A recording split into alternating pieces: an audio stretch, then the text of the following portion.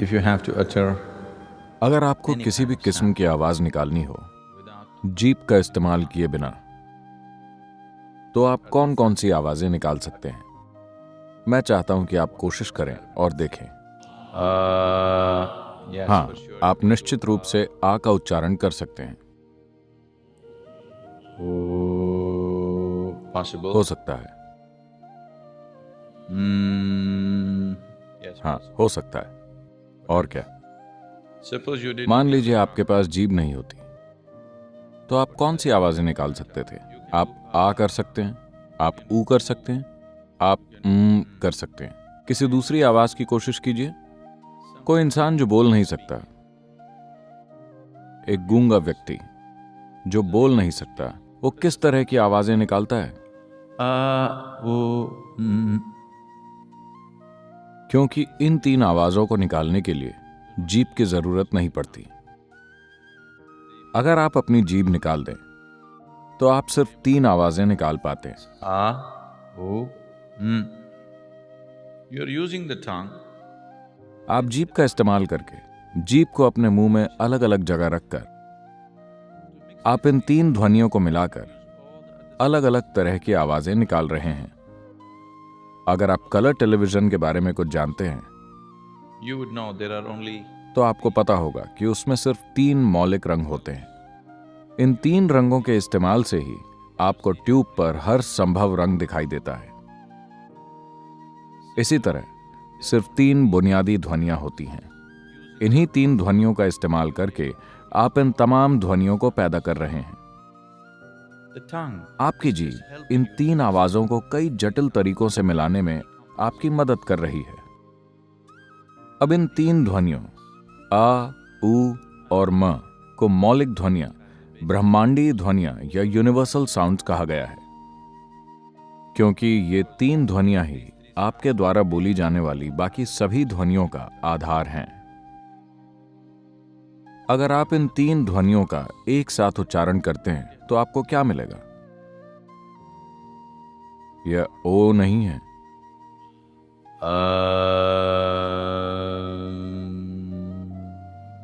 So these are तो the ये तीन ध्वनियां ही बुनियादी हैं which जो आपके द्वारा निकाली जाने वाली दूसरी हर आवाज का आधार है।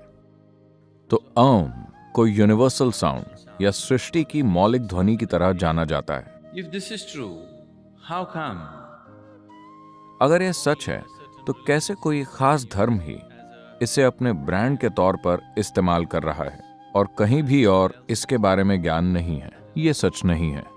जहां कहीं भी एक आत्मज्ञानी महात्मा मौजूद हैं, वहां अम की ध्वनि होगी ही। उदाहरण के लिए क्रिश्चियनिटी या ईसाई धर्म का जन्म जेरूसलम में हुआ, जहां उस समय की भाषा अरमाइक थी। अरमाइक भाषा में कुछ खास तरह का असर है जिसमें म की ध्वनि ज्यादा मौजूद है।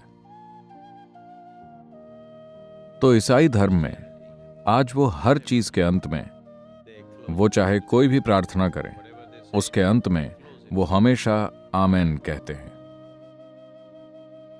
अगर आप वेटिकन में आमेन कहने के तरीके पर गौर करें तो वो हमेशा कहते हैं Amen.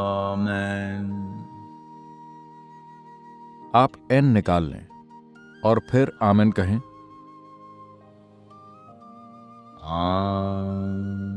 Oh. अगर आप इसे समझना चाहते हैं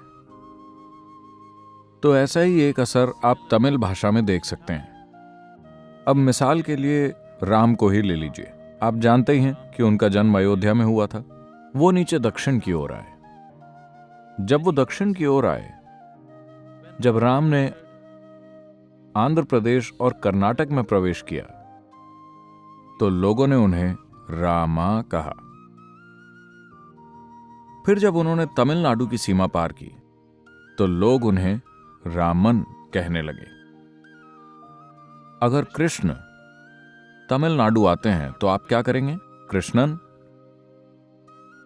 अगर अर्जुन तमिलनाडु आते हैं तो आप क्या करते हैं? अर्जुनन। अगर भीम तमिलनाडु आते हैं तो आप क्या करते हैं? भीमन। जो भी तमिलनाडु की सीमा के अंदर आता है उसे अननिफाइड कर दिया जाता है।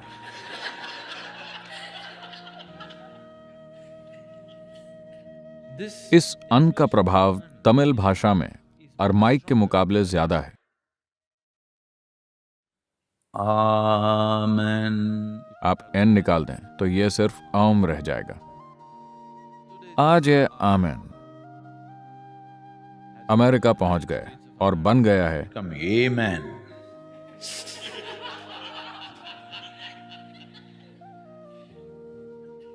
ये संस्कृति और भाषा से आए डिस्टॉर्शंस हैं। Islam, born of इस्लाम भी उसी इलाके में पैदा हुआ, उसी संस्कृति और भाषा के प्रभाव में।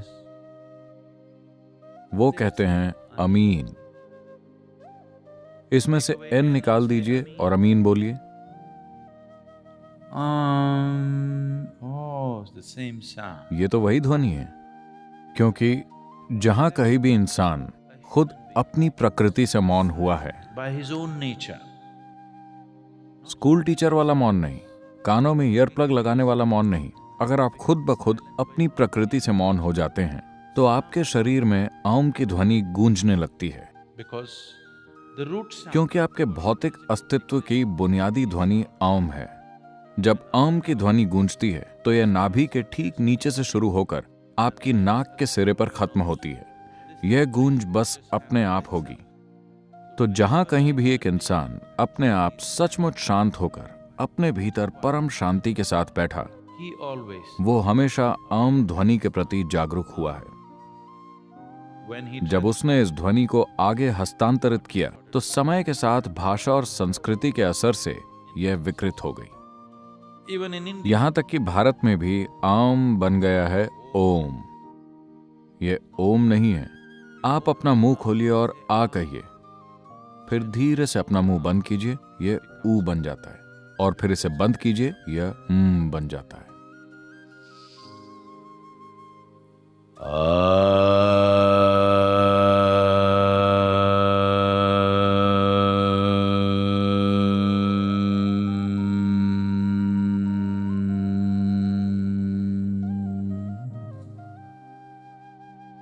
आम ध्वनि में अनगिनत फायदे छिपे हुए हैं।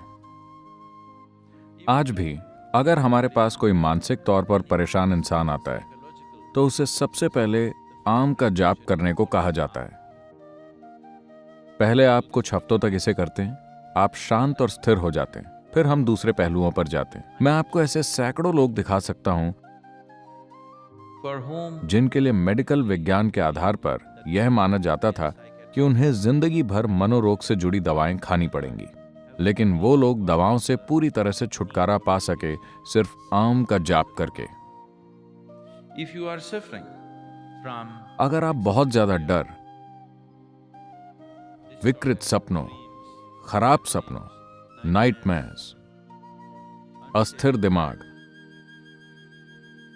और अस्थिर शरीर से परेशान हैं, अगर आपके शरीर की सामान्य प्रकृति कमजोर है और आप अक्सर बीमार पड़ते रहते हैं, particularly children, if खासकर बच्चे, अगर उनमें अटेंशन डिसऑर्डर्स हैं, तो रोजाना कुछ मिनटों के लिए आम का जाप करने से आपको जबरदस्त फर्क महसूस होगा।